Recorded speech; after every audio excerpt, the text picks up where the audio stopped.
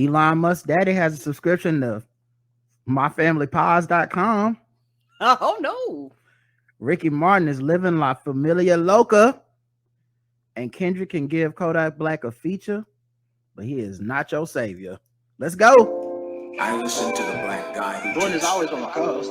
I listen to the black guy who tips because Ron and Karen are on.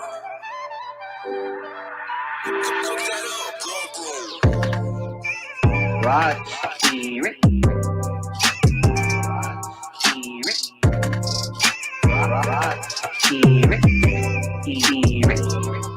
Gwen is always on my coast. Hey, welcome to another episode of the Blackout Tales podcast. We're in the building on a Sunday, ready to do some podcasting as always. I'm your host, Rod, joined as always by my co-host, Karen. and we are live on Crowdcast. Later, we'll be up on YouTube if you prefer video.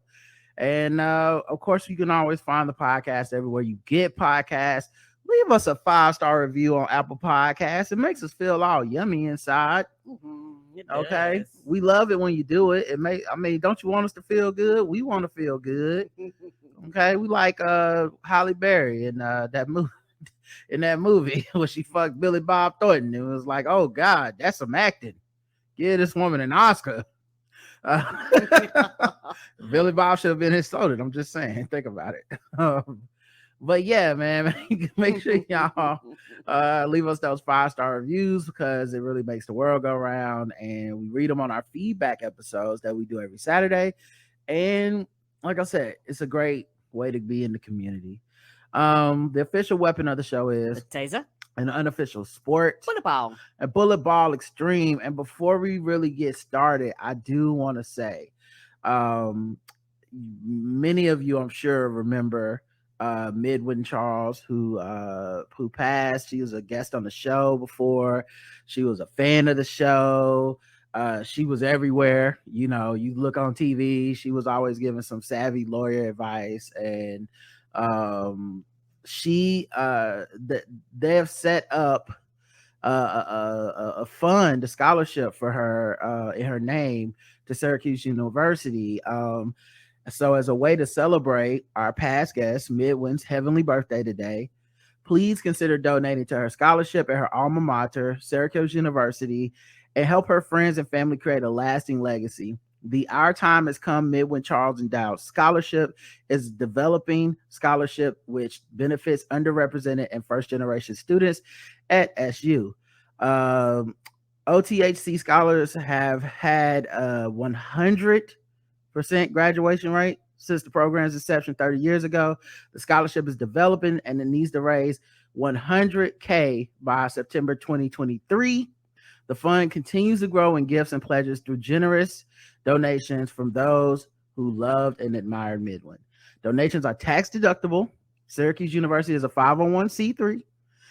Corporate matching is encouraged. So make sure y'all do that.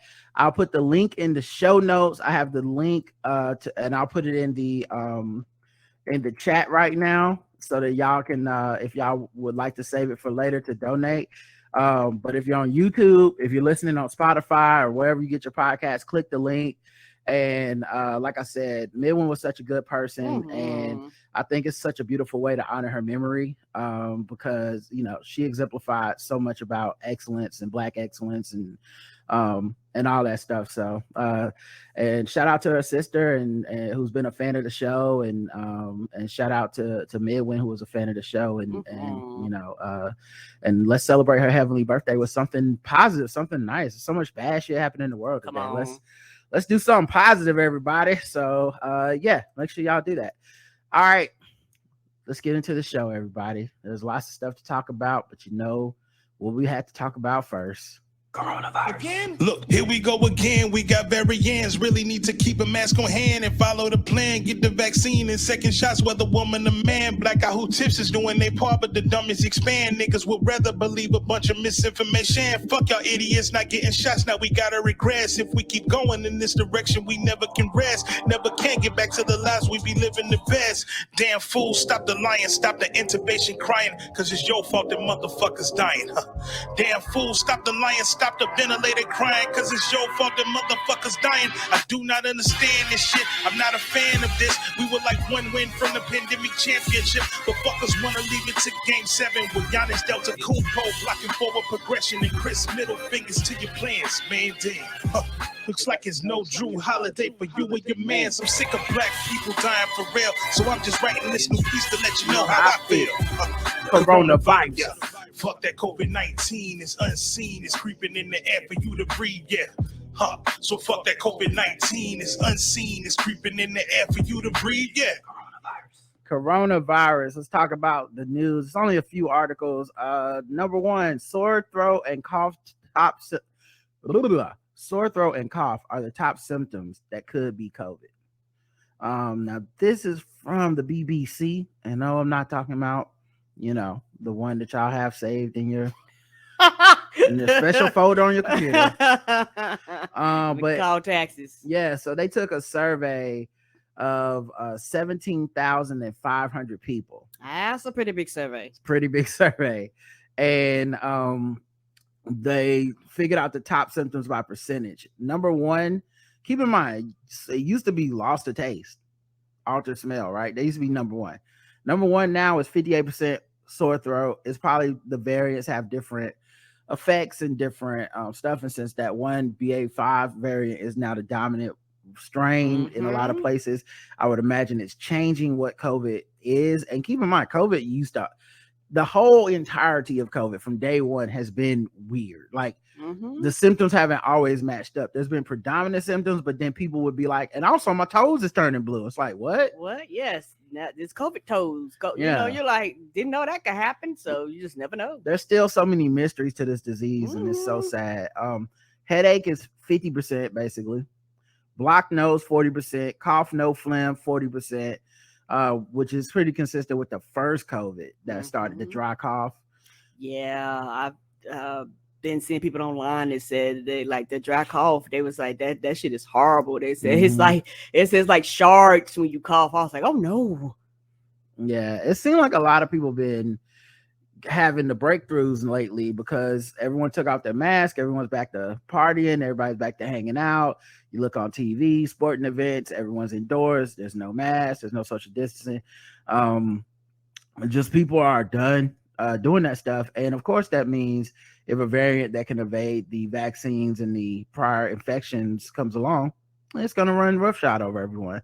And the reason we keep doing this segment and the reason I keep reading this news is kind of sometimes, and maybe other people can relate, to remind myself to be vigilant, because man, like it really does a number on you where you're like, I guess I don't need to do this anymore. I told you, it makes you think that you're the lunatic. Yeah. When you're like, no, I am not the lunatic. Yeah. And it's just, and of course there's times where we're a couple weeks behind, right? So like, I was thinking like, I guess I can just take my mask off in the stores. I'm probably not that high at risk.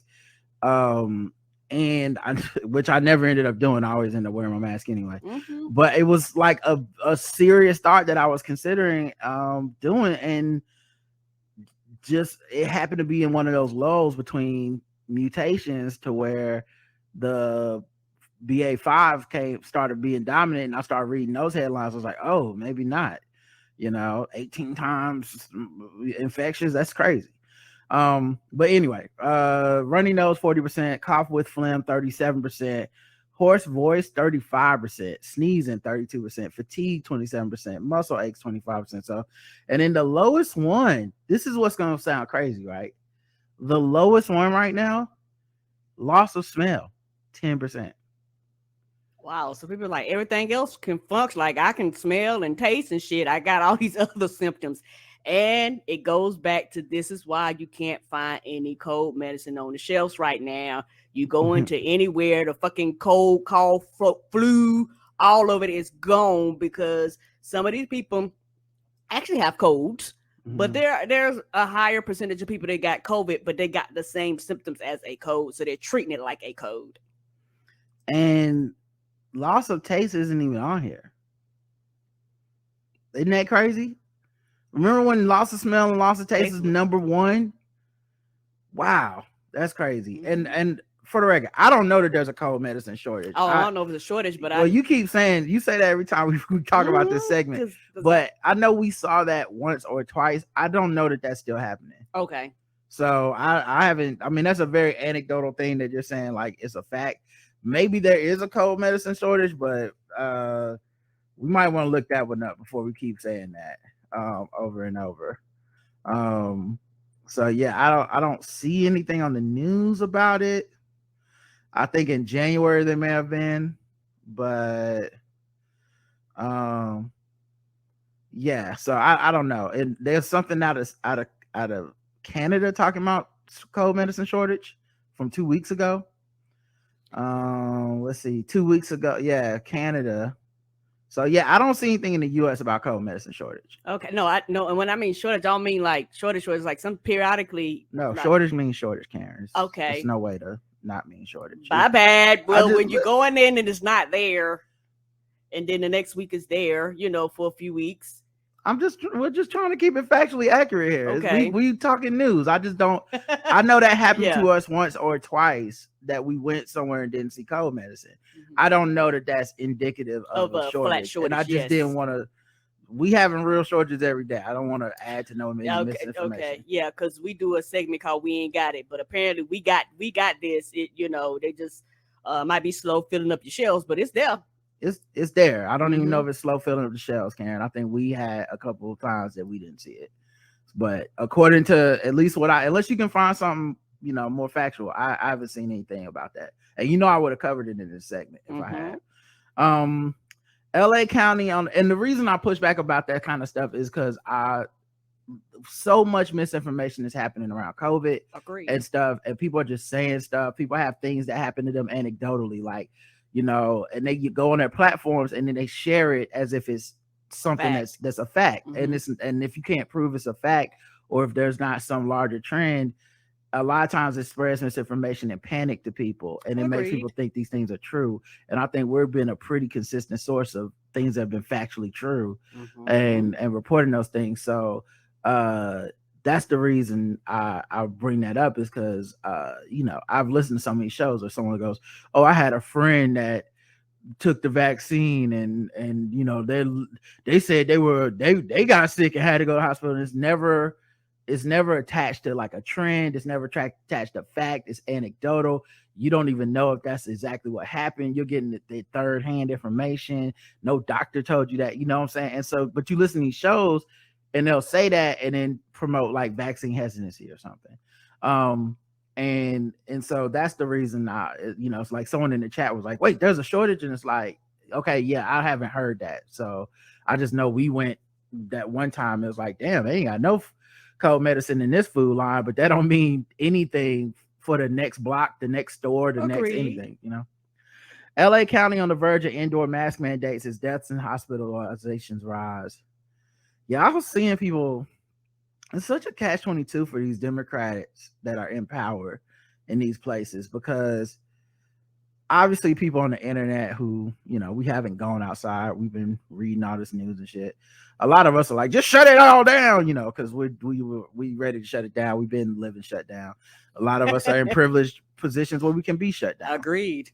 And so I've seen people be like, Gavin Newsom's doing a great job, except for this.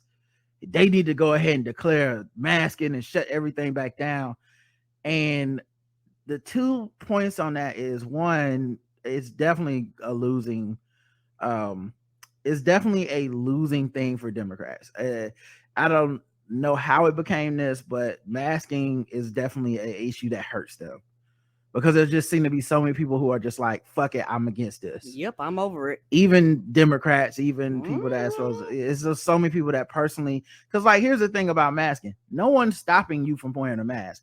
There's so many people that just choose not to, regardless of their political beliefs, and clearly have some type of I don't want to be told type of thing happening. Yes, they do. But then the second part is this: places where they are masking are still getting their ass kicked by this COVID.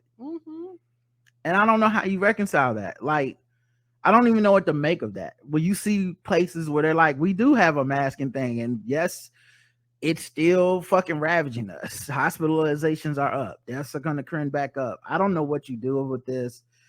It's just very frustrating to be living through this pandemic, but you just gotta, I guess, do for yourself at this point. But Yeah, at least LA County has some rules they plan to enforce about bringing it back, and I hope they can.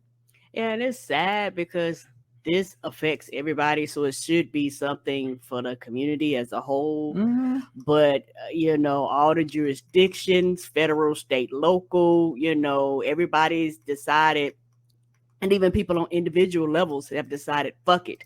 So if they do put mandates, half the people ain't gonna follow it. The other half gonna say the CDC is flipping and flopping, and they don't know what the fuck they're talking about, and it's a big chaotic mess. And so what happens is that being on your own is not good, because being on your own is why we are where we are now, as far as them not testing, as far as the rates aren't being as accurate as they were before, as far as them the government not paying for people to stay at home like they were before. So now people are going to work sick because they have to, with or without COVID, because the government isn't paying. So your job isn't just going to give you the time anymore like they did before, because the government was covering for it. They didn't mind paying for it as long as somebody else was coughing the cost. But if they got the cost, if they got to pick up the cost of you being at home, no, they're gonna tell you use your PTO time, take negative, or you just bring your ass into work. That's what happens when is every man's for themselves. Yeah, and and I think that's gonna fundamentally happen, like a have and have not situation. There's also just a lot of people that can't really afford to go back because of that. Like, and I mean the politicians, the citizens, the states, like they can't, because there is no funding for COVID relief anymore. You can't just go back to what you were doing, where it's like, hey, remember when we were locked down? It's like, when we had lockdowns, we also had a bunch of government funding. Mm-hmm. Republicans decided not to renew that funding. Mm-hmm. Once that happens, the government can't just say lockdown. You're not gonna get a payment when they say lockdown. When they tell businesses to close, it's not going to be a PPP round this time. And so a lot of stuff is missing from the equation because, and this is just my opinion, but it seemed like a lot of the voices about locking down are people that have a level of privilege. Mm-hmm. that will be okay if we lock down. There's a lot of people who won't be okay when there's no money. Agreed. And I don't know what to do, because Republicans are not going to budge on that. And until we vote them out, this will be a problem. This is like even if you did say we're locking down, or whatever, that's going to be an issue. Even with the masking up thing, there's not going to be them providing masks from the government even. Mm-hmm. They're going to be like, mask up and you on your own probably. Mm-hmm. So I don't know, but yeah, I do think it's dope that LA is like, we are sticking to our guidelines, because so many of these states, including Charlotte, North Carolina, I believe, is one of these ones where they're considering dropping all the mask guidelines. And I'm like, you said you dropped them because we were below a certain threshold of positivity and cases and stuff. It's going back up. Why are you still having meetings about possibly dropping it? Shouldn't you be like, well, the numbers that we agreed to haven't been met, so yes, we will continue to have a mask mandate in Charlotte, Mecklenburg area? No. They just know it's politic. They're running for re-election, and they know it's politically inexpedient to do the mask thing. Now, maybe you get re-elected and you go, all right, I guess I'll do the unpopular thing now that I can take the hit and y'all can't fire me for it. I think that's what they're doing. I don't know. I really have no idea. Lastly, kids' coronavirus vaccines are hard to find in Florida. Many blame DeSantis. You don't fucking say. Right. He's trash. Right. The governor told parents they were free to choose, but many say they're struggling to find the shots. Yeah, free to choose. I saw something where there was, and keep in mind, it's a poll. I don't know how accurate it is, but it was a poll that had him second to Trump when it came to running for president. Yeah, in popularity. And I'm like, that explains a lot of the just shit he's been doing and saying, because he's been like the most openly bigoted, regressive politician for the last couple years. And as much as you would think, for that spot, as much as you would think that should hurt him with his own constituents, even if he's eyeing some type of run for president, I can see why that would help him nationally, because you don't have to live in his state. You know, you can be like, oh, I do hate them gays, and he's saying he gonna stop LGBTQ learning in the schools. He gonna don't say gay. He said no critical race theory. He said run over protesters. There's a lot of shit that he does that goes national that hurts his state, hurts their economy. Even him targeting the business of Disney by raising taxes on all these people that live in the area, in the vicinity, that won't affect Disney at all, but will fuck up those people's taxes. Even that type of punitive petty shit that he's doing, it resonates with these conservatives nationally, so it's definitely helping him in that way. But wow, it's having real effects. People can't vaccinate their fucking kids because he does not care. And it's a false thing when they say it's a choice, because what they're saying is don't, but I'm not gonna make it so you can choose. You know what I mean? Like that when they say choice, they mean like we're going to we're gonna make government responsibilities an individual thing. And then when it comes time to actually do it, we're gonna be like, that's not the government's job. Like so much of what they do is it's such a self-fulfilling prophecy, because they run on government can't help you, government can't do anything, government is terrible. Then they get elected and they strip everything out of government. They go, see, government is trash. It's like you made it trash. Right, because you won't fucking fund it.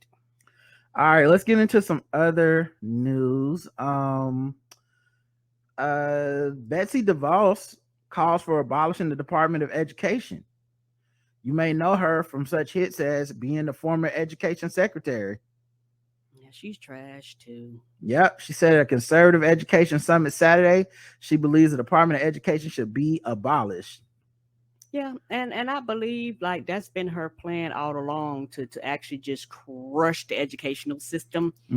Because once you crush the public educational system in this country, you basically defund it and shatter it.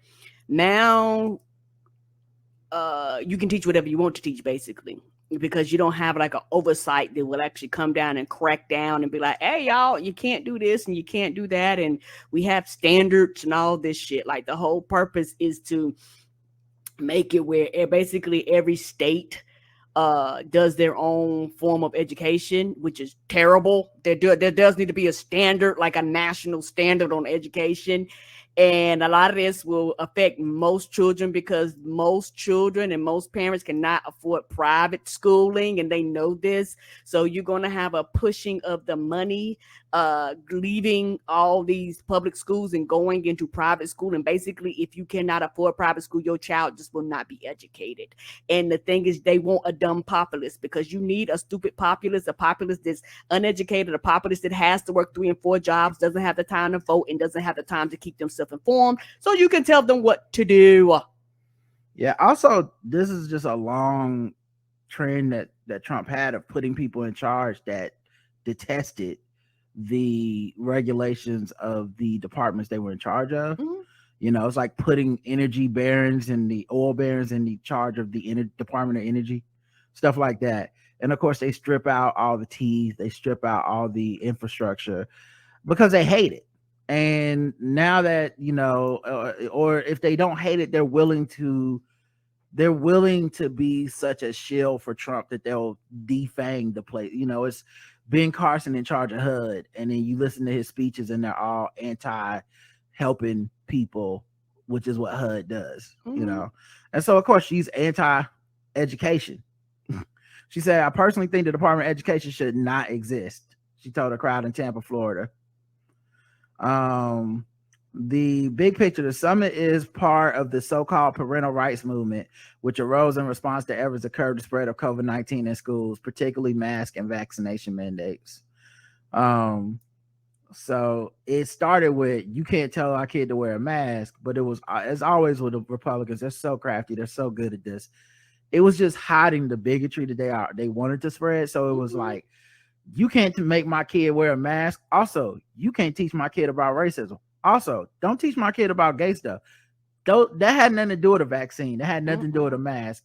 But that's always the plan. They are so good at being like, we'll find a way to wedge ourselves in so that we can get back to the original point, which is we don't want to, we still got the same playbook from the 1800s.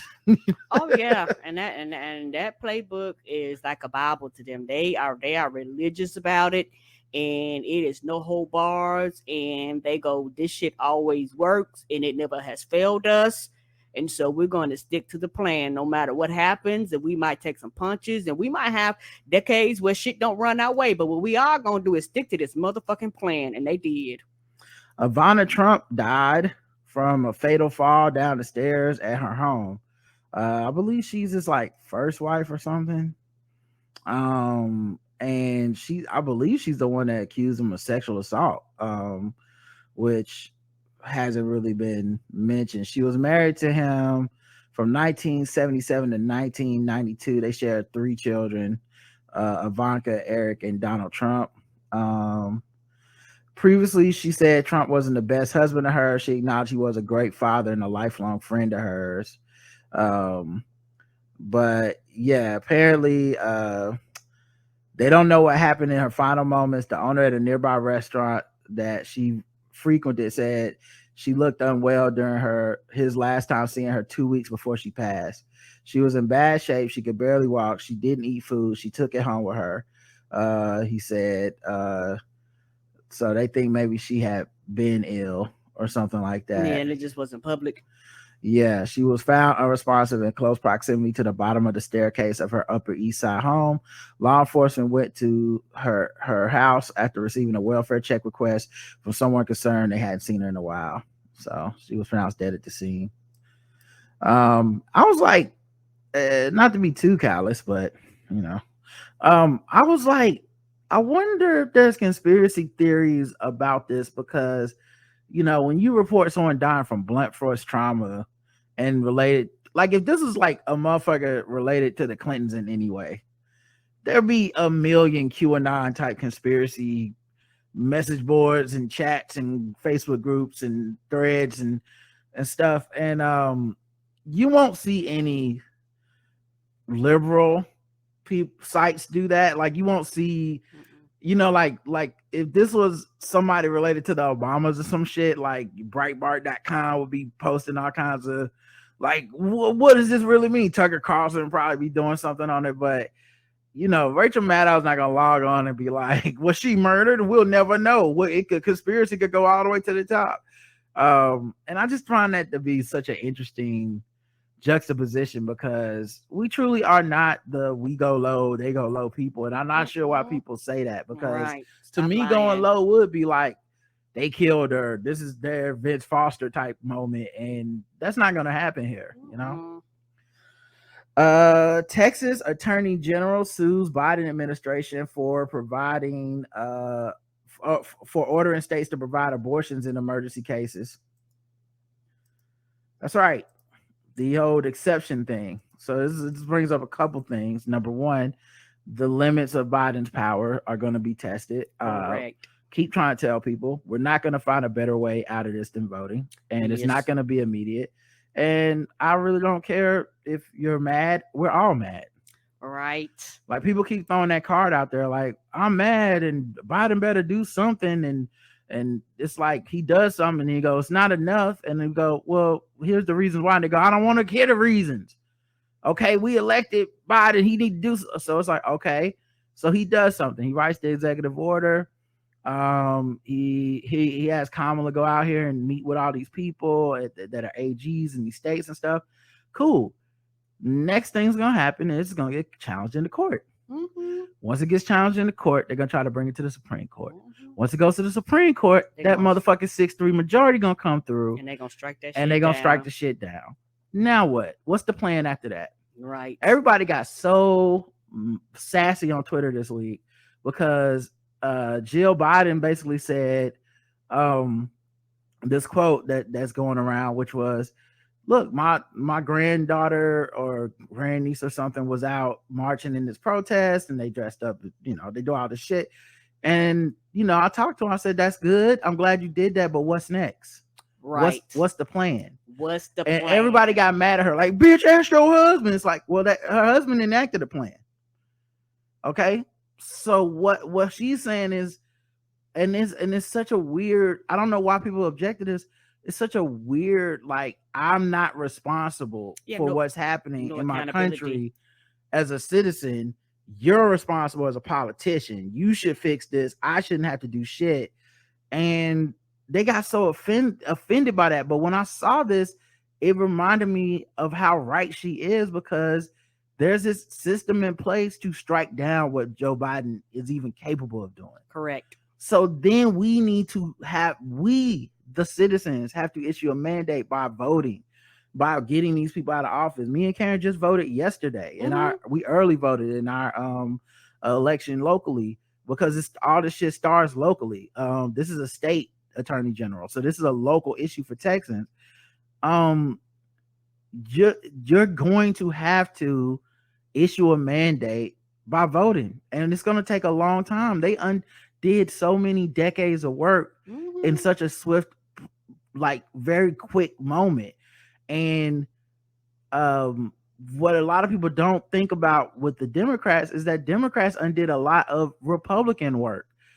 Democrats undo a lot of America's foundational bigotry, right? When we get marriage equality, that is a undertaking that is literally decades, if not centuries long. Yeah, they don't look at it like that, but it is. When you do when you get the civil rights legislation, stuff like that, when all these things are just undertakings that have been, but we don't look at those victories that way. We look at it like that's just how it's supposed to be. America's not supposed to be that way. It wasn't. The one thing these conservative justices and a lot of politicians have right is that America in the founding fathers' visions was none of this stuff. None of this was supposed to happen. I'm not even supposed to be free, Like, come on. So anyway, my point being, like, it takes work and constant pushing forward. You can't ever get tired. You can't ever be like, I'm done. We are close enough. You have to continue to push forward. If you can even push an inch towards daylight, then you should push that inch. And the reason those two things are correlated to me is because this guy is either appointed or elected, and unless he's not there, he's gonna be the one that files his lawsuit and goes to the Supreme Court and probably gets this shit struck down. Yep. And we're not talking about the access to abortion as a right in a healthcare and stuff. We're talking about an exception case, an emergency cases, and they won't even let you have that because they have no decency. There's nothing in them, no empathy, nothing in them that would say, you know what, that does make sense. I shouldn't have a mother die. I shouldn't have a woman die, I shouldn't have a person die who's pregnant because in an emergency situation, we wouldn't allow them to have an abortion. You would think that the decency in a person would go, yeah, that's obviously not right. Yeah, they don't care. Right. I was reading an article, and they've been talking about with all these changes and how for a lot of younger women, when they first had heard about it, they said that they had women going, and younger women in their 20s and early 30s going and actually having their fallopian tubes removed and things like that, because they was like, yeah, that's gonna be on the board and I don't want to get pregnant. Or in one instance, it was a young lady who had gotten raped, and she says that she got pregnant when she was raped, and she was saying she didn't want to get pregnant from a rapist again, so she had her fallopian tubes removed. And so it's like now to get that done is almost impossible to get like surgeries like that done. Because they're like, we're not cutting, we're not doing anything. And they were saying like they were having, I want to say this article was in the New York Times. It was in New York Times. And they were talking about doctors having to wait and having to decide, like, if you are in the state where they have these rules where it's an emergency situation, doctors were saying that they was literally having to wait until the fetus heartbeat stops and then proceed with the procedure. Mm-hmm. And then they were saying that's 24 hours And they were saying what happens is like a lot of the people get extremely sick. Mm-hmm. And they were saying for some people that end up having to have those children because it passed, you know, because while they're waiting, it might have passed the time frame. And they said sometimes it takes like 9 to 7 days, you know, depending on what's happening. They were saying that some people will end up having to have the children, and and most of the children end up dying, or if they end up surviving, they end up even having all these severe problems. Mm-hmm. People underestimate the severity of this. No, we don't want people to have abortions, period. Like and as much as Republicans try to cover it up, as much as they try to act like that's not the point, that's the point. They want you. Yeah, everyone keeps bringing up like, oh, look at this 10-year-old who was raped. And it's like they don't care. Don't care. You know, and I don't even mean it to be mean. I like, if you think it's helping to share these extreme cases, sure, go ahead. They don't care. Mm-mm. Like, because even in the fact that they have us arguing the extreme cases is already us saying they're winning the argument, because we're on their grounds. Like, but please, like, we're already doing that, and I just don't. I don't get how people can't just be as angry as I am and be like, fuck, please get the fuck out of the office. Like, Yeah. and it's so sad that it's politicized to the point of like red versus blue, because as a human being, if you're a woman or a man, a child, anyone of voting age, if you're a voting age, how does this not infuriate you that these motherfuckers are telling people this? You know, like, I'm sure there's some hardcore Christian people, but there's a lot more people that are just like Republican because that's what their friends and family are. Mm-hmm. And they're gonna vote with this shit knowing that this is cruel and fucked up. They don't care. And the fact that this doesn't become an immediate losing issue for them, that they can safely say this, like, hey, look, if you let these Democrats be in charge, you know, this gonna be worse. And then they go, okay, well, we'll just stick with the Republicans. That's the difference between the two sides. And it's why they kick our ass sometimes, because at the end of the day, we would be like, I'll just stay home. I'll let my politician lose because they're not perfect. They will be like, yeah, I actually don't care that we're gonna force children to have children and raise them even if they were sexually assaulted. I actually don't care about that, because whatever my thing is that I don't want to see a Democrat in office more than I care about that shit. Right. Shout out to them white women though.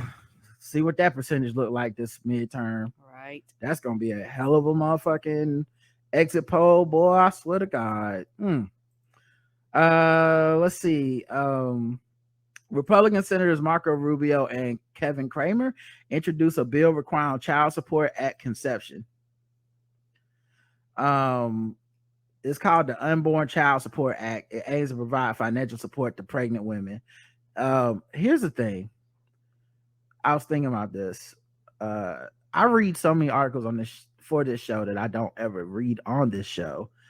And almost every single day I see at least one example of this, but it's normally like men killing women that are the mothers of their children, or women they're dating, or something like that. Just, you know, and men can be so dangerous in a lot of cases. And of course, people downplay that shit and they go, it's not a real man. And well, it's a real woman that's dead. Come on. You know, so that counts to me. And so one of the things that women do to protect themselves is to be as minimally attached to these crazy motherfuckers as they can.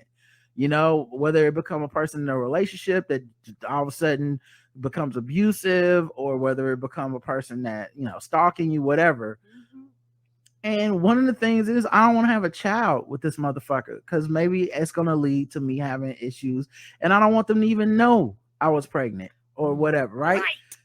And now, is in addition to like you gonna have this baby, is also this attachment to the support from this man too, which then becomes this thing where they gotta be in your life, you know. And this, I bet. And so it just made me think, I don't know what the tick up will be, but I bet you one of the side effects of this overturning the Roe v. Wade in some of these states is going to be, you will see even more violence towards women, even more murder violence towards women from men who are attached via a child. Like, so I don't read these articles.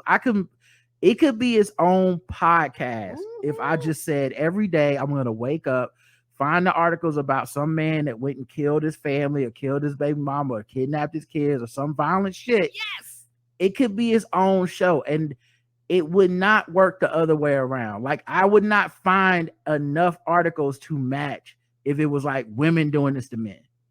Right? So, because people will be like, well, sometimes women do it, but that's like that thing where y'all find like one video where a woman hit a man or some shit, and they be like, and that's why it's okay to beat a bitch ass or whatever. And then it's like, yeah, but the vast majority are just women minding their motherfucking business, some dudes physically assaulting them. Correct. Why don't y'all talk about that shit?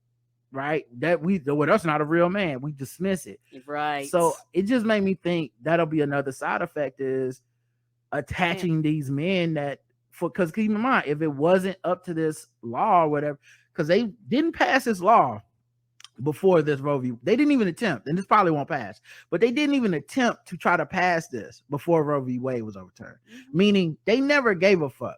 This is now about attaching you to a man. And my guess would be attaching cis het white women to white men. Basically, it's like, bitch, you can't go nowhere. You know what I mean? Like it'll be seen as like, no, we're making fathers responsible. No, you're making men attached to these women because you want to ensure there's some type of world where these women are forced to raise these kids and forced to be in a family unit. Correct, regardless of if they want or desire to be or not. And a lot of it is stripping away choices, because the less choices you have, the more desperate you are. And they know this. And, you know, like you say, it's sad, but I do think abuse is going to go up. And what can be even more frustrating, because women have talked to men, I'm talking about cishet in most situations, straight women have talked to straight men about this. And it can be very, very frustrating, very irritating to hear a lot of straight men say, because it's not in their immediate circles, that the shit don't exist. And you're like, okay, nigga, just because everybody around you is not like this, it does not mean these things do not exist on a mass scale. Right.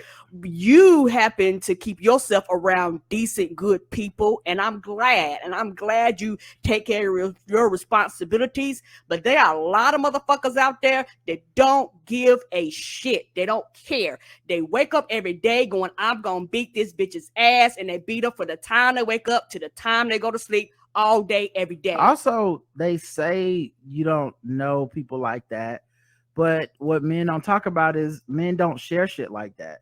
You know, it's one of the things I think that's one of the reasons you have to stop. We can't really talk with too much authority, because women, in a lot of cases, see sides of men that men don't show each other. Agreed. So, like, if your homeboy is beating his woman, he's not gonna come tell you that at the basketball court. And the fact is, there's a lot of secrets and a lot of shame and a lot of stuff attached to it, so that men are constantly surprised whenever the homeboy is accused of sexual assault or domestic violence. They're always surprised. They're always shocked, and it doesn't really count. And it's not a real man, or that bitch be lying. It's never gonna be enough, because that dude those guys don't walk around with a shirt on like that. And it's one of the reasons I think it's kind of bullshit whenever you see this. I'm sorry, I had something going on my throat. Whenever you see people, I got a hair stuck in my. Oh, there it is. All right, it's one of these things you see people say about men all the time, and I think it's an unfair criticism of men, where they go, "Well, y'all have abusive homeboys, and y'all da da da." And it's like, they don't come around with t-shirts that say I'm abusive. No, they don't. So how you know what I would mean? they know? Like, a lot of time, and you got abusive homeboys and brothers and fathers, you might not know. You know what I mean? Like, it's such a weird way to shift the responsibility from the abuser to everyone else. But it's like this shit is some type of weird mentality where these motherfuckers are so obsessive and uncontrollable and manipulative and a bunch of shit. And so they ingratiate themselves with people. They do shit to people and you don't know because they keep that part of their life separate. If your boy, like whenever you say, I don't hang out with no deadbeat dads, how the fuck would you know? Who walks around like, I don't be taking care of my kids? No, they don't talk to you about that shit. If they got a kid out of wedlock somewhere or some baby mama or some shit that they not seeing, they don't walk up into the cookout with that. They might walk in there with their family and their kid that they do take care of, but they not gonna, that's not privy to you. It's not your business according to them. So I always find it very interesting how men will step up in full authority and full chested. It's like, well, somebody's doing this shit. Somebody raping, somebody is beating, somebody is being a deadbeat. The numbers don't fucking lie. Either A, you just anecdotally haven't experienced it, so you just walk around like, oh, I got a cool circle. Or B, motherfuckers ain't telling you that shit because they don't see it as a part of your business and they don't want you to identify that shit. So many people don't even know they homeboy is fucked up until it is in the news somewhere. You know, so it is kind of fucked up that people say that shit, but you know, I think about that shit a lot, you know.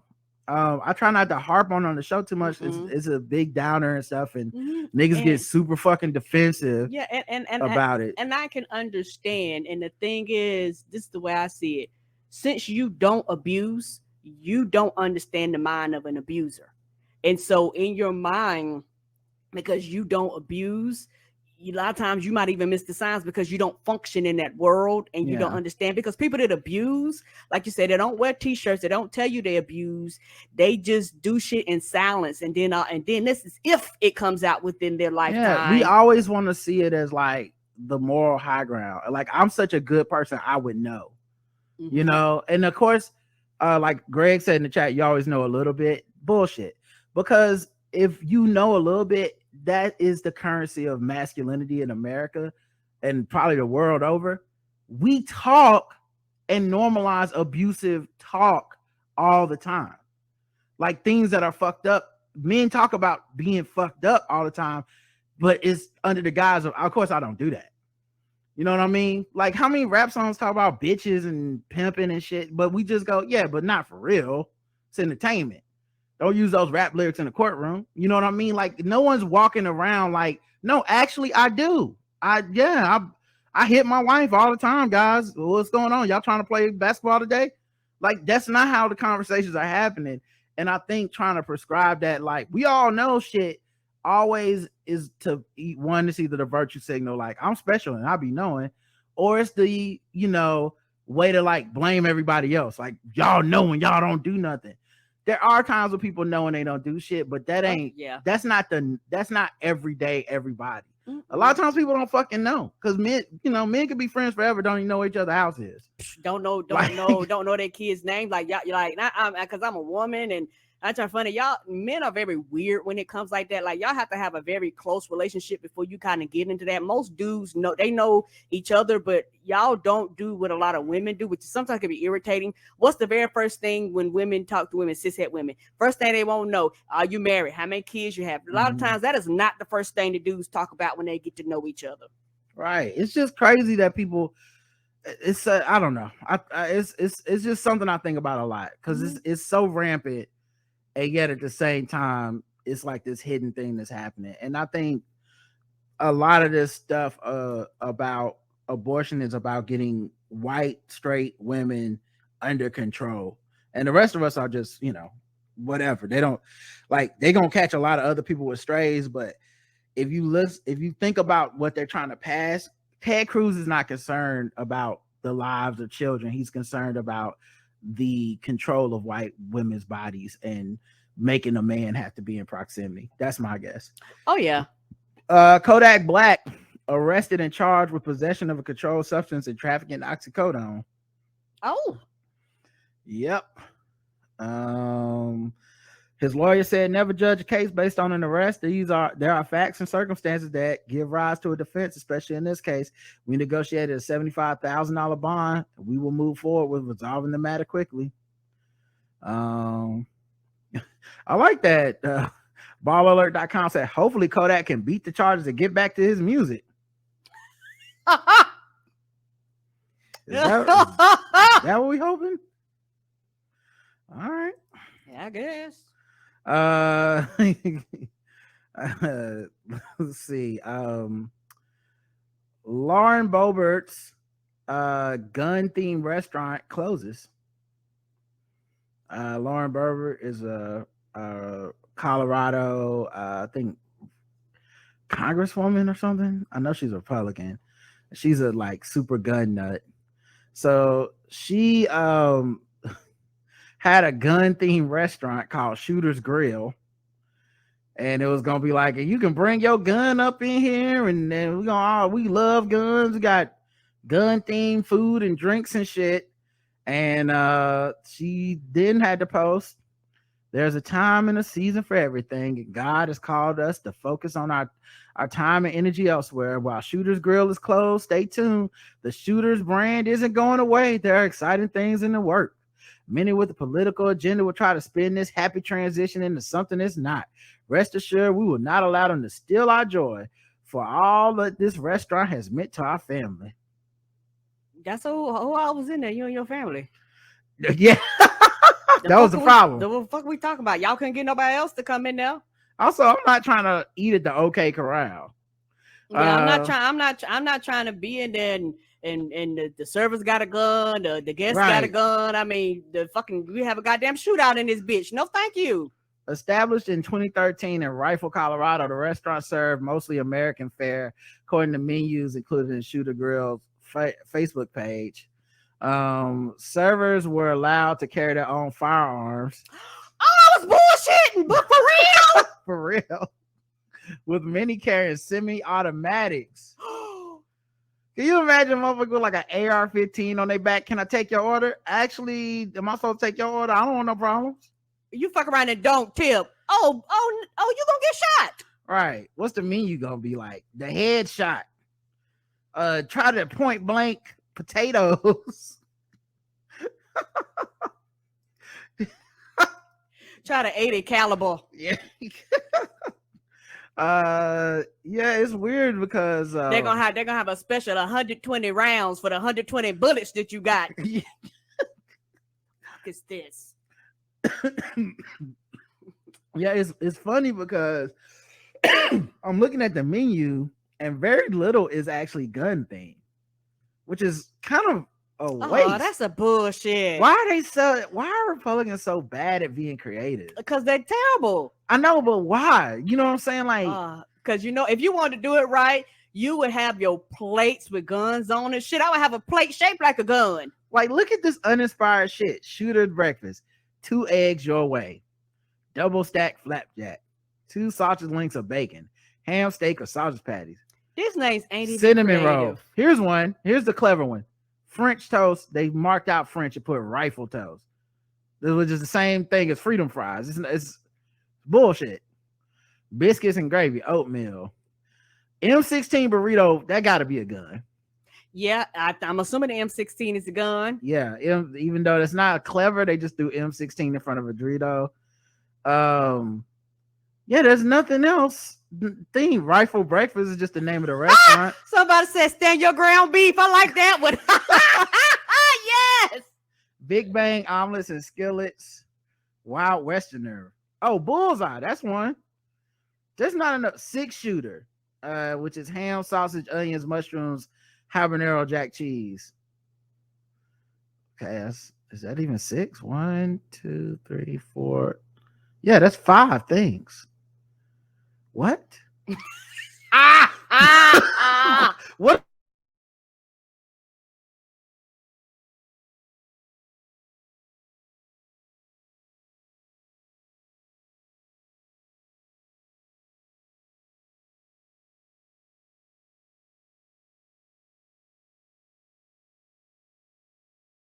You know what I mean?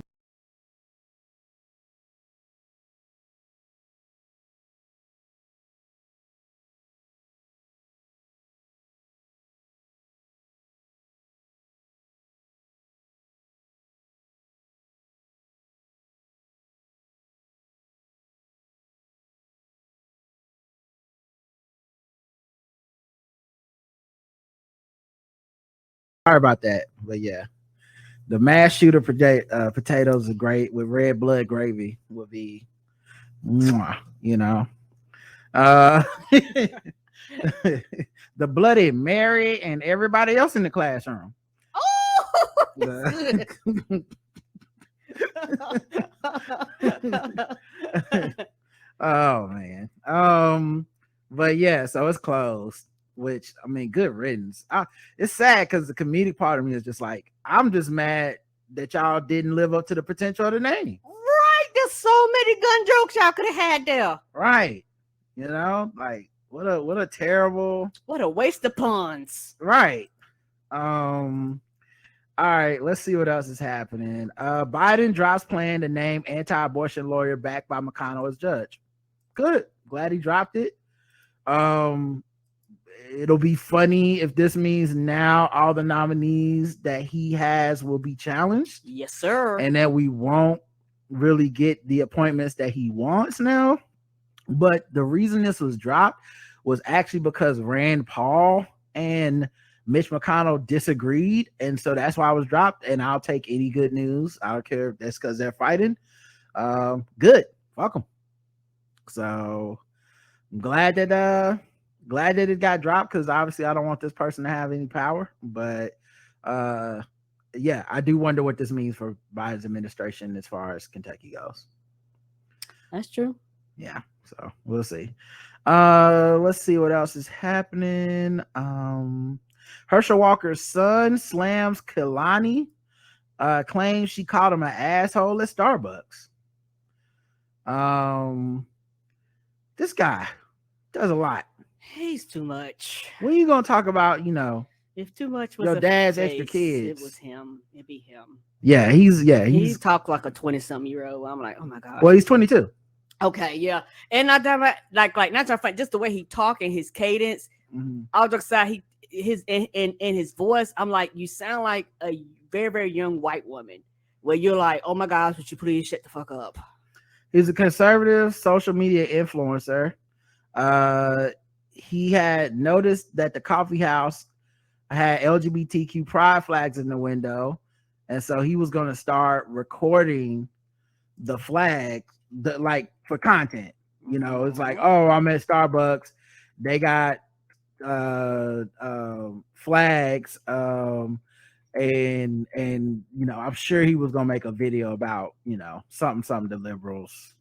Like, I mean, I feel like the videos kind of make themselves at this point, but yeah, it was gonna be something to liberals. It's just that he has a very annoying voice, a very annoying cadence. Almost. What about me? Yeah, it definitely. Yeah. Everyone's entitled to an opinion, and you're so rude, or you wouldn't be telling barista workers that I'm an asshole.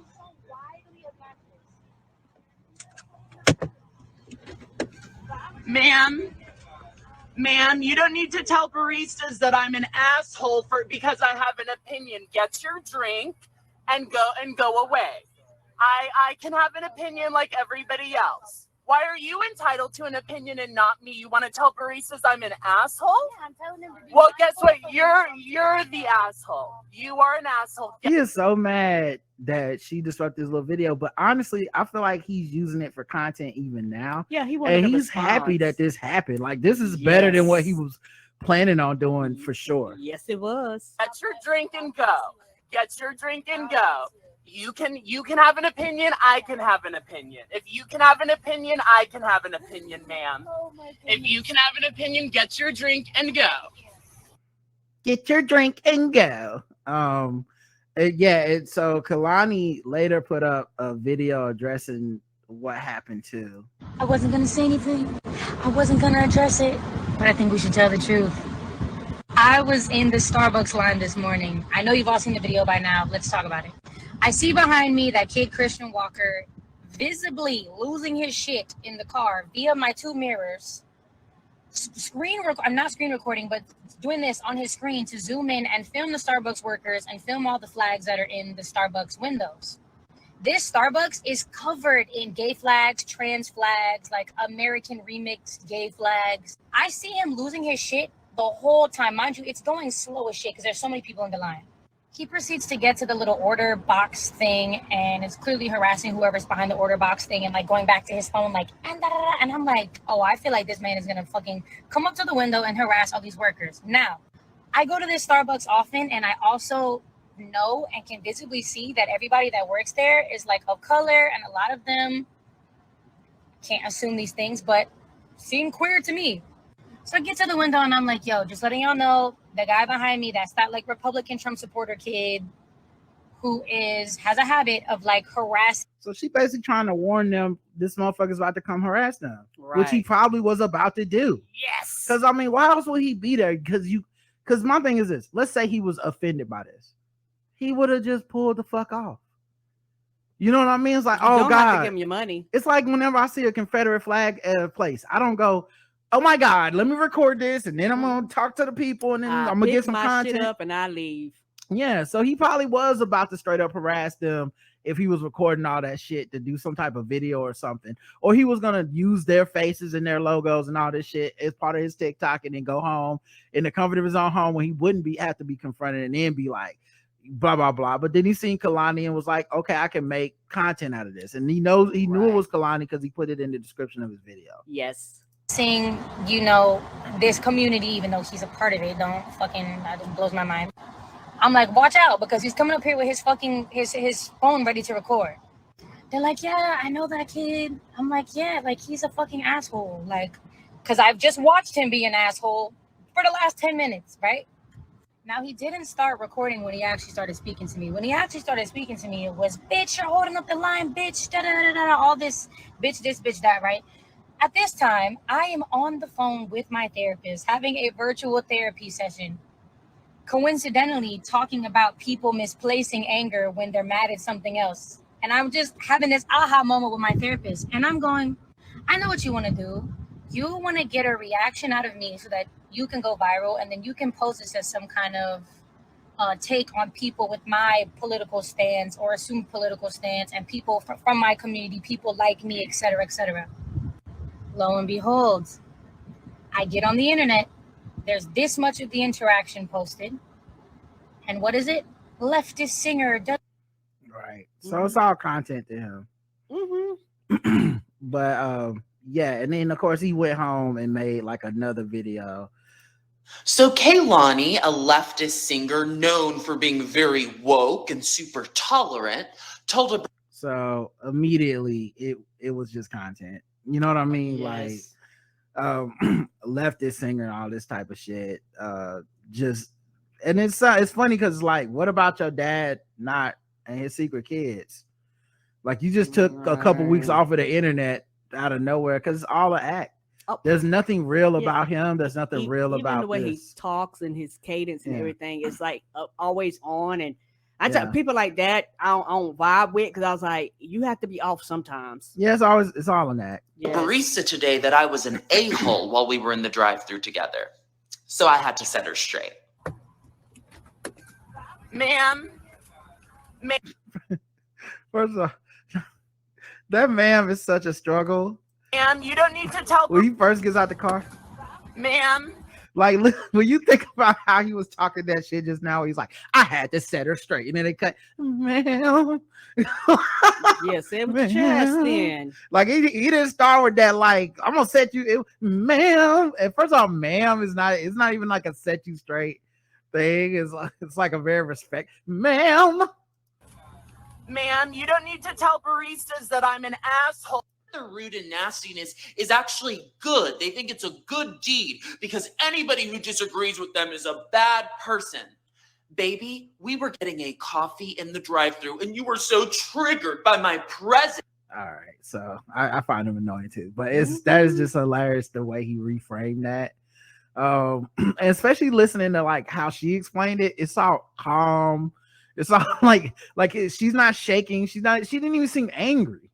She just seemed to be like, yo, so this dude behind me is a dick and he's probably about to do some dick shit because I see him in his car. Right. And another reason why I believe her, because truthfully, as he was recording, he actually caught a glimpse of her therapist that was actually there talking to her while he was there at the same time. So it's like the therapist is like, girl, what is happening? And he claims he's attracted to men, but does not identify as gay. So I guess. yeah, that's like I said, that kid's got a lot of shit happening, and you know, wild times. The Office star Craig Robinson evacuated from comedy club due to active shooter incident. Oh no! Guess what club it was? What club? Yes, One of them Comedy Zone clubs. the Charlotte Comedy Zone. Oh shit! Yeah. He was performing. He's supposed to perform Saturday night. A man came brandishing a gun, demanded everyone leave the venue. He later discharged the firearm, according to the police reports. There were no injuries, and the suspect is in custody. It don't seem like they're releasing his name, and it doesn't seem that they're releasing any motive. So, gun violence, man, touching closer and closer to home. Mm-hmm. And they just Craig Robinson said he was just in the green room, and somebody they was like, "Get out, run!" You know, like everyone get out the building. You know. Also, it was before he went on stage. Yeah. Also, it was like kind of like the warm up acts out there. Yeah. Do you get a refund for that? How does that work? Because you can't just go back in the building and pretend that this motherfucker wasn't just shooting it up. I better get a refund. Yeah. Like, how does that work? Walgreens employee refuses to sell condoms to married women, citing my faith. I see this one in the Supreme Court soon. Yep. A woman named Jessica Pence has shared a story of an employee of a Walgreens drugstore refusing to sell her a box of condoms. The employee told her that selling condoms was against his religious beliefs. In a response, a Walgreens spokesperson said the employees are allowed to step away from completing a transaction where they have a moral objection. The company's policy has troubling implications, considering the U.S. Supreme Court may soon reconsider this decision guaranteeing people the rights to contraception. Mm-hmm, yeah, and condoms is going to be on the list. Yes. Mm-hmm. People think contraceptives is just birth control and IUDs and shots and stuff. It's going to be condoms too. Right. It's crazy how Republicans are such a capitalistic, like it's about the boss, it's about business, about corporations.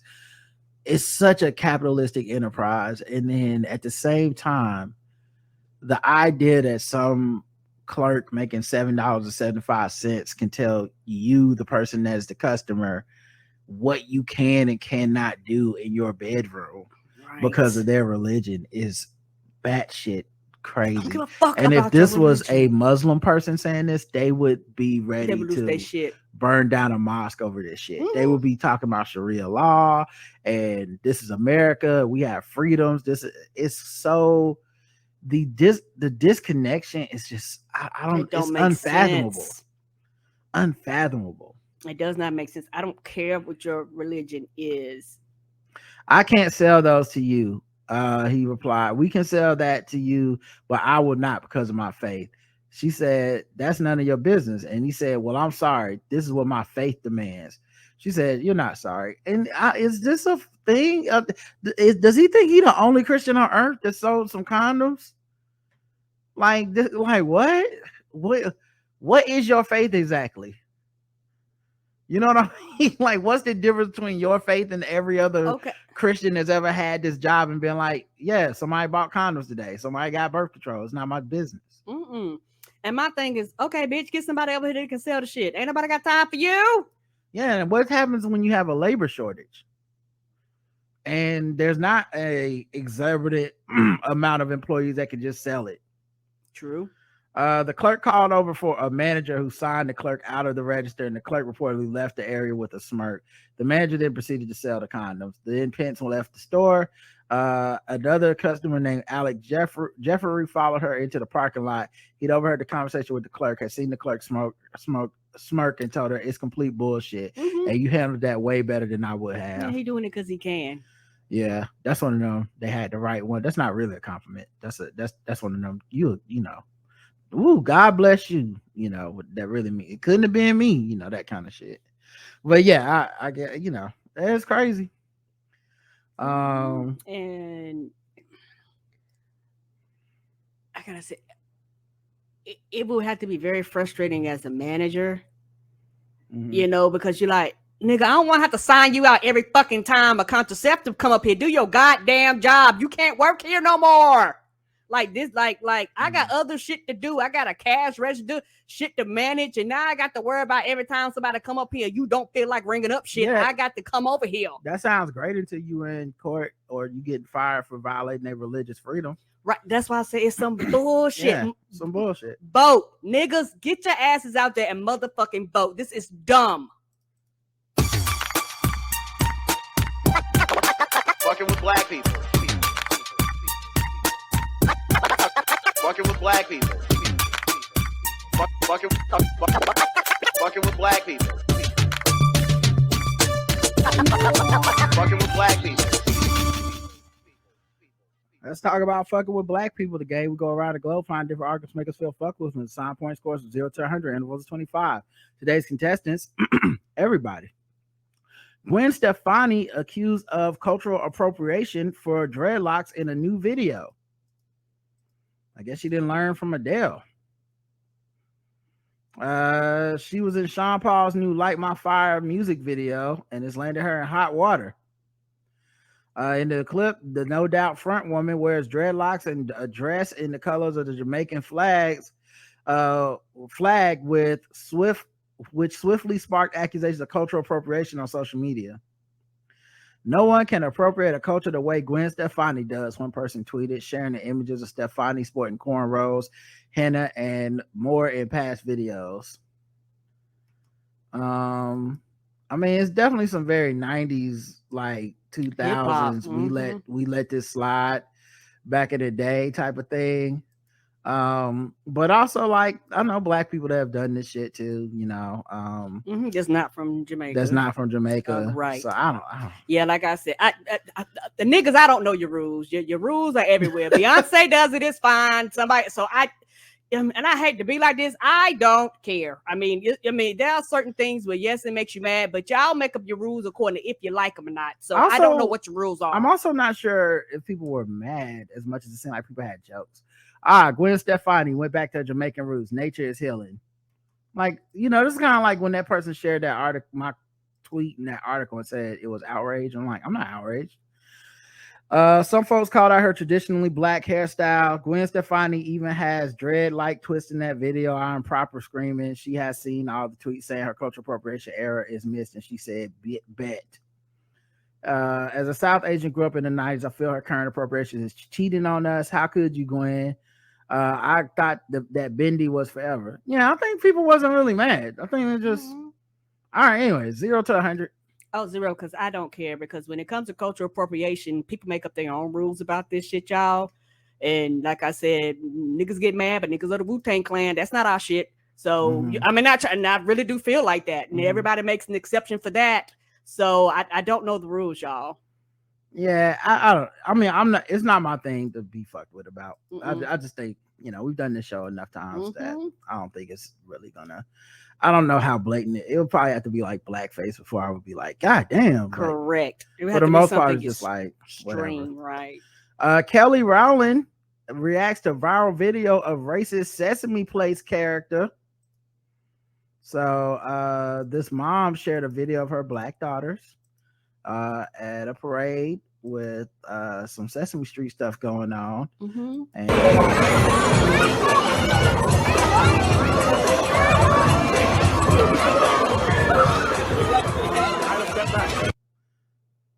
did you see it? Did they walk past the babies? Walk past the babies after touching all them white people. And they literally waved their hand off and shook their head at the baby. Like at the babies, like like made sure to high five all the whites and then shook their hands. Yep, that happened. I'm going to keep posting this, because this had me hot. We were on our way out of Sesame Place and the kids wanted to stop and see the characters. This disgusting person blatantly told our kids no, then proceeded to hug the little white girl next to us. Then when I went to complain about it, they looked at me like I'm crazy. Asked the lady who was the character was, and I wanted to see a supervisor. She told me she didn't know. I would never step foot in Sesame Place ever again. And please feel free to repost this. Actually, run me my money back. So mad, I stopped the video, but it got me so mad when he blatantly told them no. The video ends there, but in the caption she explained So yeah, and then Kelly Rowland shared it and said, so had that been me, that whole parade would have been in flames. Like, are you serious? You're not gonna speak to my child? Then did you see that little baby face at the end, the one with the pink on? She deserves an explanation. Hello? The baby was just like, what? While they were initially unhelpful, they've reached out to the woman regarding her post, according to an update in her Instagram story on Sunday afternoon. I know they did. Shout out because you're paying for performance, right? This is I mean, whether you're paying for it or fucking not. Yeah, they don't took matter. the time to shake all them little white people hands. Like, that's fucked up. It is. Like, why? And then you're gonna say no. Like, you're gonna blatantly be like, nah. Why our children always gotta deal with that bullshit? Right. Your car is for me. Oh, what about you? Mm-hmm. Okay. Yeah, because that's just really, really fucked up, because it's like we can see the people in front of them. So it's like, you shook your head no, walk past my child. Right. You did so much extra. So much effort. Yeah, it was much more effort for you to ignore the children than to just dap them. Right. Acknowledge them. That's all they would have wanted. Even if you didn't hug them, just acknowledge them, because everybody understands that you're consistently moving. A Minneapolis man told cops he'd been the victim of a terrifying, politically motivated attack in the heat of the 2020 presidential race.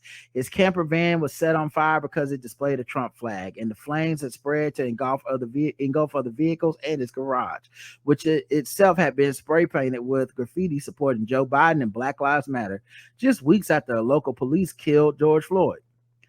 Investigators have now concluded he made the whole thing up. That makes sense. Dennis Moeller, 29, from Brooklyn Center, has been charged with 2 counts of wire fraud over the incident, because he probably started GoFundMe or some shit. Mm-hmm. He said he chased 3 people out of his yard on the night of the fire, and one of them had dropped a box of matches during the pursuit. When he returned home, he found his camper ablaze. Messages that said Biden 2020 and BLM and a symbol believed to be associated with Antifa. I think we covered this and said it was fake at the time. Because it don't make sense. Like, what you're saying is committed don't make sense. Right.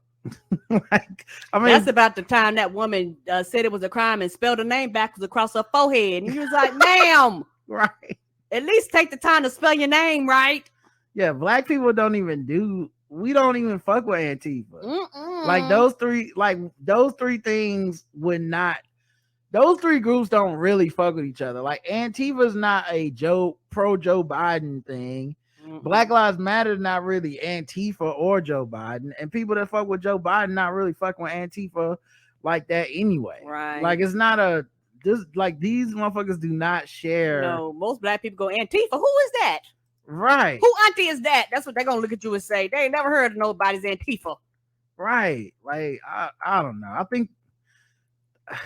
I don't know. That's crazy. Law enforcement said his noble story is bullshit. Moeller has been indicted for submitting over $300,000 in bogus insurance claims and receiving around $61,000 from his insurance company.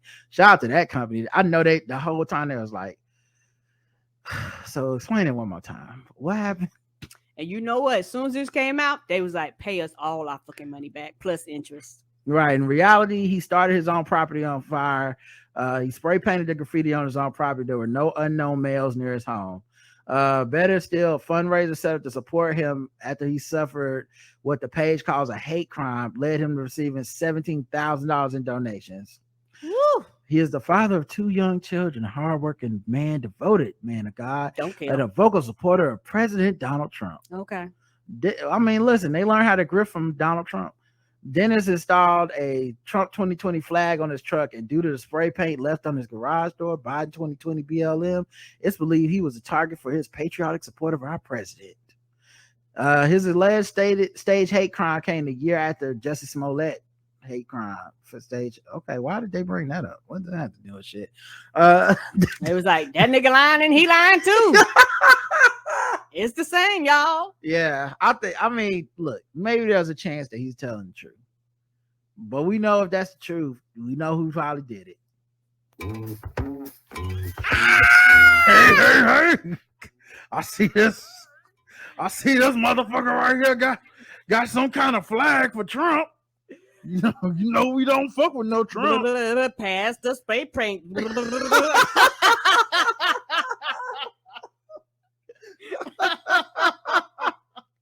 Oh man, you got to go way back with the show to get this reference. I'm not even gonna explain it. If you know, you know, right? But 0 to 100. This gets 100. Yeah, I give it 100 too. And the white is the race. Yeah. Oh well, Karen, come on. Oh, that's a free space. Yeah, come on. All right, let's do one last one. Guggenheim painter accused of ripping off black artists admits she made a mistake. Whoops. You know how you plagiarize somebody, you be like, oh, my bad. Spanish artist Gala Nor was eager to announce the news. Her young cowboy paintings would be on display at the Guggenheim Museum in Bilbao from July 8th until September 13th. Guy's been playing it cool, but this is a big deal for me, especially with this project, she wrote on an Instagram post. The images are striking. The images are striking with its rough finishes and bold contrast of a young black cowboy unflinchingly staring at the viewer while set against a stark landscape. Another showed the cowboy's back as he stared over a green plain, his white shirt matching the strings wrapped around the hat's band. She said it was inspired by an image of a black horsewoman, Breonna Noble, who protested the police killings of George Floyd from the seat of her saddle. But days after the exhibit opened, she admitted to Rolling Stone that she made a mistake and fell into credit a more direct inspiration, black Brooklyn-based artist Day Day. So she stole the real inspiration came from Day Day, it seems, and she just basically painted direct shit from that artist. And her shit got to the Guggenheim. We ain't gonna get nobody's credit. Yeah. That Day stuff did not go nowhere. If they want to do it right, justify, put Day stuff up there, take her shit down. Day Day had work put in Hulu's Your Attention Please, and it's nearly identical to the paintings that now hang in the walls of the Guggenheim. In a statement to Rolling Stone, the museum confirmed that Noor did not adequately credit the original work and had come to the reparative solution to have Day Day's work displayed alongside her paintings. Through a representative, Day Day declined to comment further. Yeah, what do you do if you're the artist there? Because, like, on the one hand, this is a big deal to have your artwork displayed there, even if the way it got there is kind of fucked up, right? But on the other hand, like, if you said no, it's well within your rights to be like no, but they gonna keep her, like, what do you take her shit down? Like, what do you do? Right. And it's like a catch-22 because at least now you quote unquote get the credit for it, but her shit, somebody at the museum's job, it is their job to go to verify this. Like your museum, your job is to verify this. Somebody on their side dropped the ball and did not verify. The film Blue by Day Day will be exhibited along with the artist statement, marking the visible source of inspiration for Noor. By tangibly linking the works together, we can begin to reflect on the dual erasure of the cowboys in the Basque country and African-American cowboys in the United States from history. Day Day, who uses they, them pronouns, a professional bull rider from Texas, one of the lone black riders in the sport. The opening shots of Blue show a young Mitchell portrayed by Isaac Redfern looking over past it. Okay, so then I guess they're describing the thing, but yes. Nichella Knox, who served as assistant director on Blue, tells Rolling Stone that while Noor might have had good intentions, she further perpetuated the idea of black erasure, something her work was critically highlighting. She could have used the opportunity to highlight the team or highlight Isaac, and unfortunately she didn't. So it makes the intention of the art and her message very questionable. I feel people should be held accountable for their actions. While I think that's a great step that the museum has taken. I would love to see what Nora's going to say or what she's going to do as an artist, whether it's an apology, whether she changes description or whatever else. But I would love to hear what she has to say, because how do you justify what she did? Yeah. Valid question. That's just so wild, because like she says the point of her exhibit was to highlight these black cowboys that were erased from culture by copying us. All right, 0 to 100. Now it gets 100 just for the simple fact that you know what you did, and instead of you coming and kind of correcting it, you basically went and told a major publication about this, versus being like, you know what, let me go ahead and fix this and correct this before it goes out, Right. before. So we wanted to collaborate and all this shit. So It sounds like you got caught. yes, and that's my problem. Yeah, it don't So if sound you like hadn't got caught, you wouldn't have said a thing, and that's the problem. Sound like your spot blew up so big that someone said, "Wait a minute, don't this look like?" And then it was, it was a mistake that was made. That and it's like, okay, all right, I give it a 75, because I guess it's good that Day art will be put in the Guggenheim, and maybe there'll be an opportunity to explain how these things happen and how shit can be so insidious and whatnot. I don't know that it's going to be a complete, it won't be the way that a lot of people want, which will be like the artists that originally had her stuff put in there getting like castigated and stuff. It probably won't be that bad. It probably just be like, this is another example, and I'm glad to have my stuff here, blah, blah, blah, and hopefully get paid and all that stuff. But it's just a fucked up situation. So it's like, I guess something good happened that your art's going to get displayed and you might get some money, but it seems kind of fucked up in general. What about you? Oh, I said 100. Okay, my bad. I'm sorry. At least I think I said 100. If I didn't, it's 100. Okay, that's my fault then. All right, let's get into something else. Let's move into I guess we can do some guess the race. Let's do some guess the race. What time is it?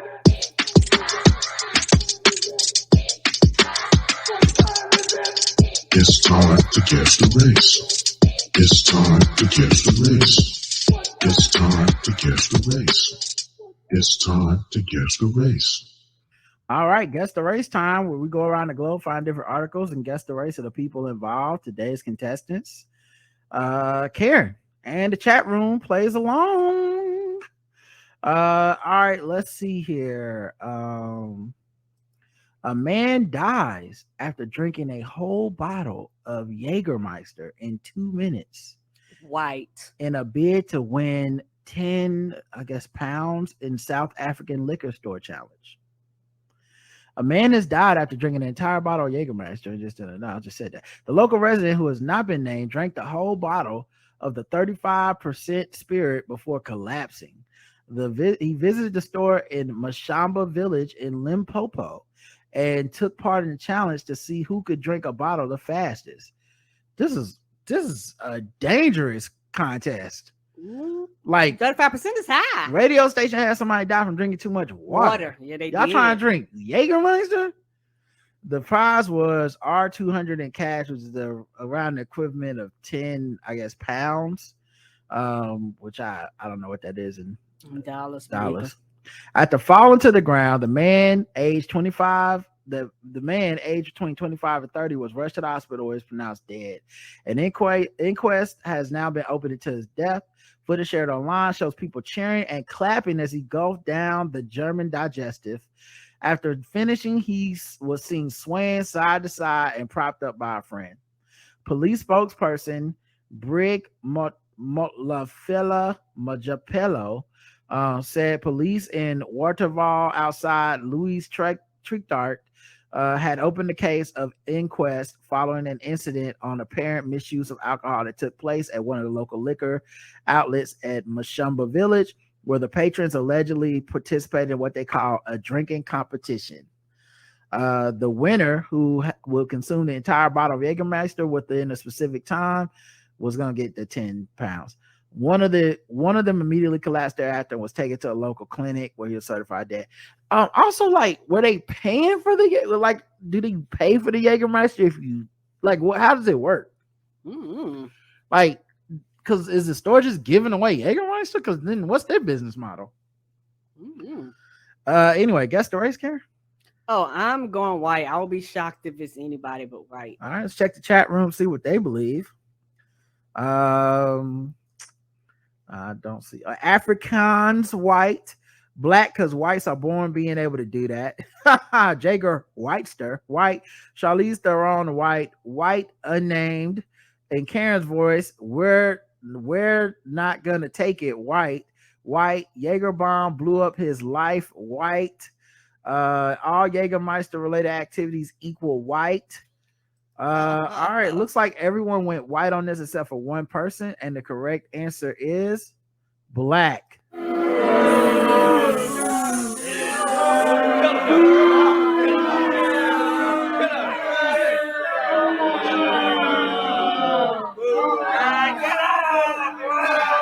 Y'all thought it was one of them Elon Musk South Afrikaners, huh? Wrong. One person did say black though. Congrats. You get the Look how big that bottle is. What is that? 35%? Yeah, took it to the head too. Good God. Yep. Sad day. That was nothing but alcohol. What a way to go out. All right, let's see. Let's go to the next one. A woman is paralyzed and in the ICU after a chiropractic visit. Well, what did she go see? Backyard movie night has never been this epic. Sorry. She went to a chiropractor and I guess he cracked that back a little too good. He didn't know what he was doing. Yeah, well, I guess. You're talking to her and then 30 minutes later, she's in the hospital and now in the ICU. And Caitlin Jensen's brother, Caleb Johnson, says June 16th is a day the family won't forget. Her family says she visited a chiropractor for an adjustment and left with 4 dissected arteries. She's able to open her eyes every now and then and wake up a little bit and kind of move one of her hands to squeeze a little bit, but that's it right now. After a stroke, cardiac arrest, and a loss of pulse for 10 minutes, her family says doctors at Memorial Health revived and stabilized Jensen. Her family set up a GoFundMe to support current costs and long-term therapy when the time comes.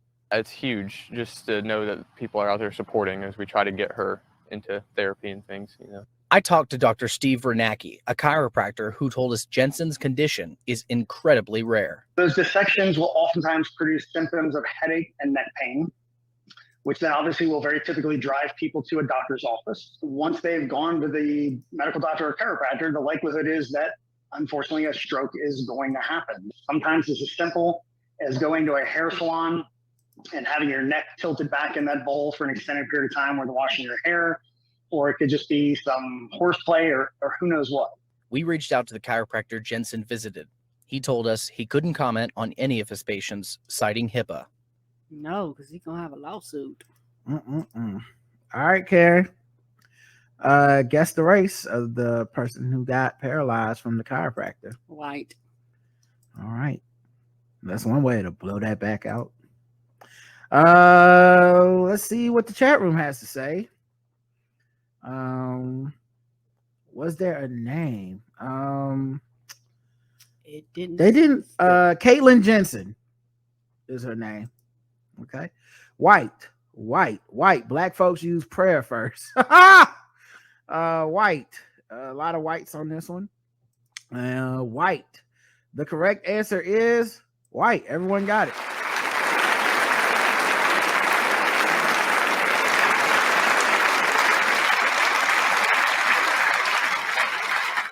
Yeah, that's crazy. because I have a chiropractor and I've been to them before, and they do a bunch of tests before they do anything to you. Well, I mean, I guess it's, it's all good until you're in the ICU, It's funny because you see like some of these videos that go viral on like TikTok and shit, where the people are doing like I don't even know what you call it, but they're like doing these like back cracking things, and it's very like, yeah, they poking fun and making a joke, but it's like, yeah, these people went to school for this, y'all. Well, I mean, I was gonna say it's so flashy, it's almost like scary looking to me. Like it's like, oh, watch this. It's like they're doing a magic trick, like crack, crack, crack, ha, ha, ha. See, you didn't see that coming. I'm like, I don't know, man. This feels like a bad vibe here. Yes, like, because it's nothing like that. And somebody who has been through the process. Yeah, it's like I don't think y'all should be doing it this way. But who am I to say? But yeah, I don't know. That feels very I don't know. Feels very, very scary that she had that happen to her. Yeah, and maybe it's just a very rare, like 1 out of a billion chance that some shit like this happens, or I guarantee maybe that was a reckless person that was, like, you know what I'm saying? Like maybe they were being reckless and that was the problem. I don't know. I'm sorry, we're gonna say something else. About to say, but we'll see, because all that medical expense trust. It's a lawsuit coming somewhere. Oh yeah. Oh, absolutely. Yeah, somebody gotta get sued. Fuck that. All right, let's go to the bonus round. Karen is 1-1. What time is it?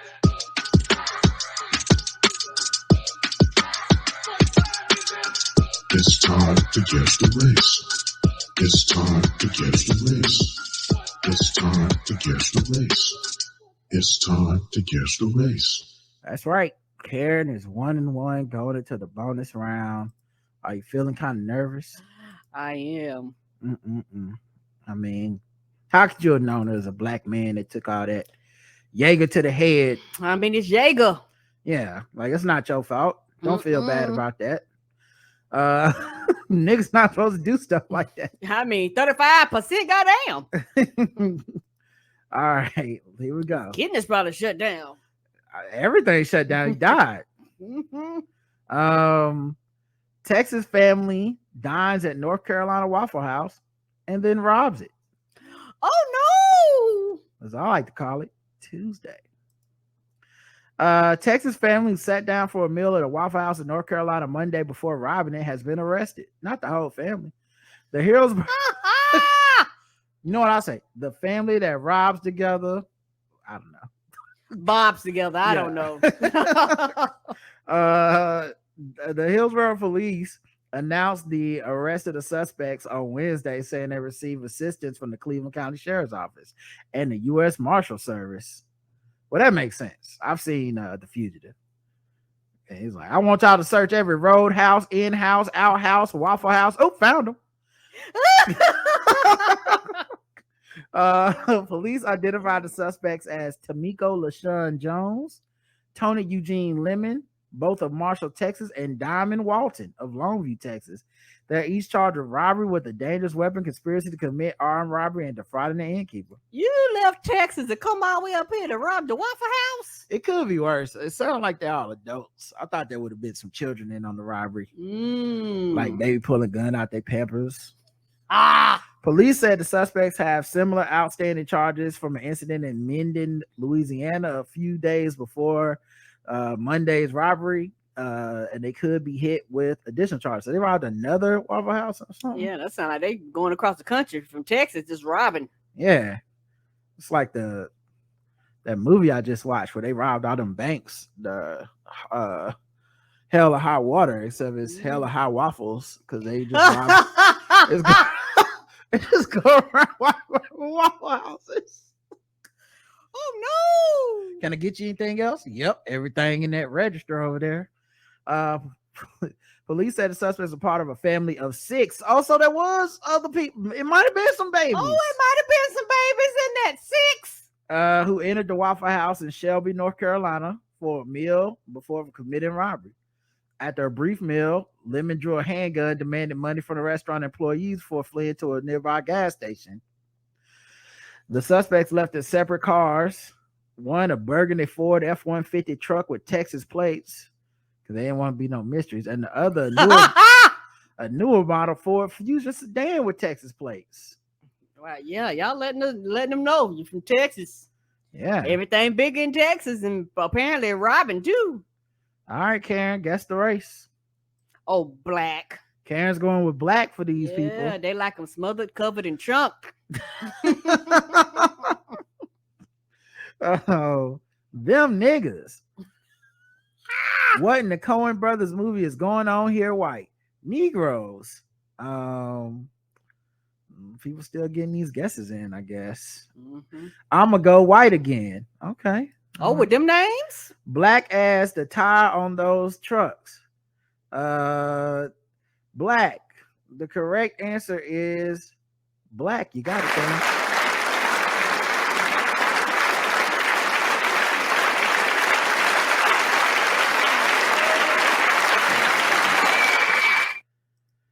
I mean, if you're inside a Waffle House and it gets robbed, that's just like dinner entertainment, you know? Oh, no. It's like, oh, yeah, free. They gave us a free show with the waffles tonight. I was in there during the robbery. It was a nice time. One of the most peaceful nights at Waffle House. I'm surprised the employees didn't shoot back. Like, I mean, it's a Waffle House. You rob a Waffle House, like, you taking your life in your own hands. Yes, you is. I mean, they might be more dangerous than you because they got like the hot grease and spatulas. They'll fuck you up. These pictures they pull from their Facebook and social media are hilarious. Oh no. Man, what got into these niggas' mind to rob a goddamn Waffle House? The Waffle House. One person did miss it.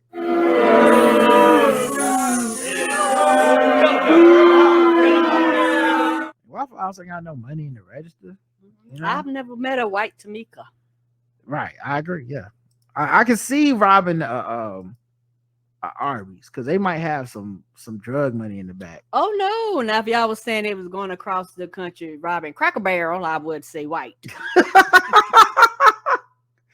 Oh man! All right, let's go to the last thing, y'all. It's time to do some sword ratchetness.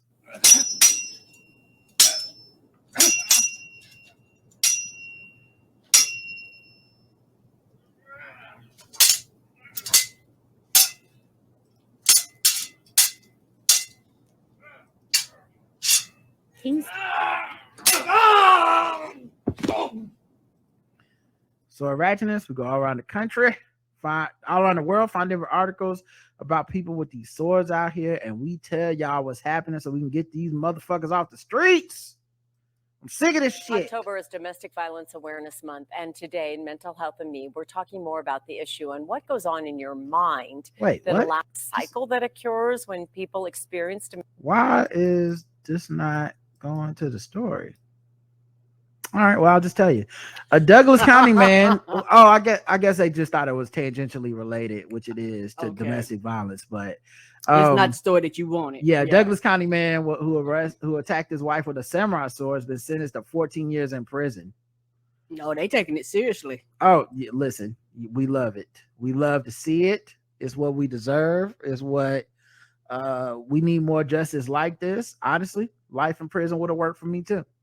According to a release from the 18th Judicial District Attorney's Court, 59-year-old Thomas Keller pleaded guilty February 14 to one count of attempted second-degree murder as part of a plea agreement and was immediately sentenced. Yes, immediately. Violence is not a normal part of any relationship, said District Attorney John Kellner. Somebody was not with the shits. In a statement, this defendant attacked his wife and nearly killed her. His circle of blaming her for his aggression and then apologizing and saying it will never happen again ends here. The release said, this sounds like somebody has been impacted by domestic violence. Like, what you not gonna do is that? No, just doing his job. The release said Keller's wife frantically called 911 on December 19, 2019 and told the dispatcher her husband was out of control with a knife and she didn't feel safe. While the wife was on the phone, the dispatcher heard her scream, "Tom, get away from me, put that sword away." The release said the wife was hiding in the bedroom closet when Keller broke through the door and swung a katana style sword at her, hitting her on the wrist and severing 2 arteries and 3 tendons. Goddamn! She managed to shove her way past him and run to the street, the release said. Yeah, he came to kill her. Where a deputy immediately applied a tourniquet. Doctor later said the tourniquet saved her life.